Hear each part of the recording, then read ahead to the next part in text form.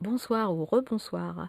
J'aimerais vous parler de quelque chose pour cette soirée, parce que j'y ai pensé cet après-midi en faisant une marche nordique.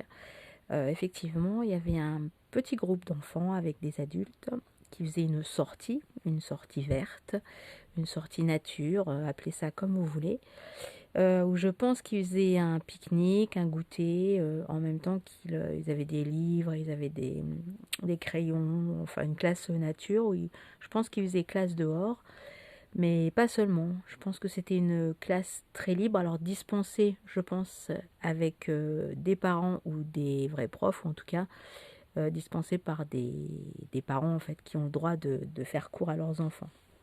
En fait, c'était un groupe avec plusieurs parents et les enfants. Et tout de suite, il m'est venu à l'esprit que nous sommes dans une société très formatée, où nous créons des écoles de commerce, des écoles de politique. Enfin, ça existait déjà avant, mais bien sûr, ça existait avant. Mais on fait toujours, en fait, des prépas pour préparer à ces écoles. Donc, ça veut dire que déjà, on va former ces gens à aller dans des écoles qui vont également les former. Ça, c'est un choix, c'est un droit, chacun fait ce qui lui plaît. Mais de plus en plus, quand même, on formate. Et ce qui me gêne dans tout ça, c'est le formatage. En fait, on va vers des sociétés, vers des jeunes qui seront hyper formatés. Alors, soit très formatés, ou au contraire, comme je disais l'autre jour, des gens qui ne seront pas, non seulement ils ne seront pas formatés, qui est très bien, mais justement, ils n'auront pas non plus l'éducation qu'ils auraient dû avoir, le fait qu'ils ne redoublent pas, qu'ils ne savent pas lire, etc. Comme je vous avais expliqué dans un précédent podcast, qui arrivait en sixième, en tout cas quand ils étaient encore en primaire, ils les faisaient passer des classes sans du tout les faire redoubler. Encore une fois de plus, c'est une sorte de formatage pour surtout pas qu'ils dépassent la norme. C'est bien qu'on en arrive à des gamins qui ne savent pas s'exprimer, ne savent pas lire ni compter en cours, et ça, je trouve que c'est vraiment très, très, très, très dommage. Donc voilà, et donc je voulais parler justement du formatage et aussi de votre libre arbitre.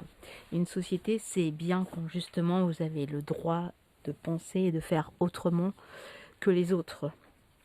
Il y a quelque temps, il y a un an de cela, il y a un jeune enfin un couple avec qui on discutait, qui avait une trentaine d'années. Et justement, nous, par rapport à eux, on commence à être un peu vieux du coup, ou on est des vieux cons tout simplement.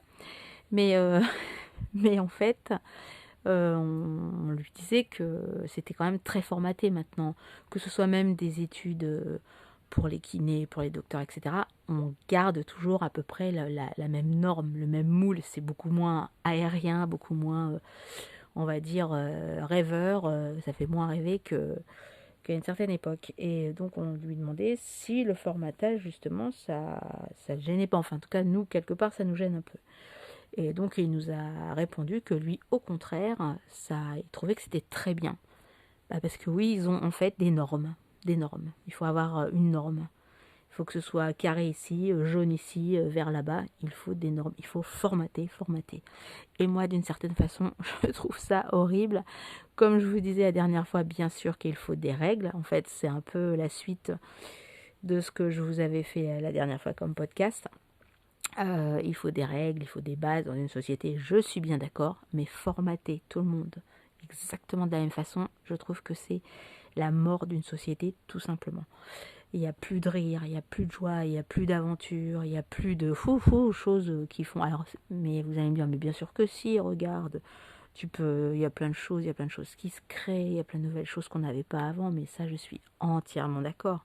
Mais quelque part, c'est toujours dans le même état d'esprit, dans les mêmes normes. Si on sort un petit peu du lot, si on sort un peu de ces règles-là, voilà. Et même si on sort un peu d'une autre pensée que actuellement, à telle heure, à telle date, il faut dire ça et justement il faut pas dire ça, ou plutôt il faut faire ça et pas faire ça. Moi, ça me gêne, encore une fois de plus, ça me gêne beaucoup. Avoir son libre arbitre, c'est super important. Et si vous aimez être formaté, tant mieux. Mais en tout cas, encore une fois de plus, ne pas l'imposer à tout le monde, ne pas faire que ça, que des écoles, des gens formatés, habillés comme ci, habillés comme ça, coiffés comme ci, coiffés comme ça. Un peu de liberté, un peu d'ouverture, qui n'empêche pas d'ailleurs, au contraire, moi je trouve, d'avoir une intelligence, d'avoir des connaissances, bien au contraire. Les gens qui sont hors format sont très intéressants aussi parce qu'ils apportent autre chose et heureusement que l'avenir aussi, ça passe par là. Le passé est déjà passé par là et l'avenir aussi, le futur aussi. Donc voilà, faites la différence, ouvrez-vous les yeux, les oreilles, formatage et libre arbitre. Liberté, ça rejoint tout ça également, mais est-ce que le formatage est une solution au futur de la société? Je ne le crois pas. Bonne soirée, à demain, ciao.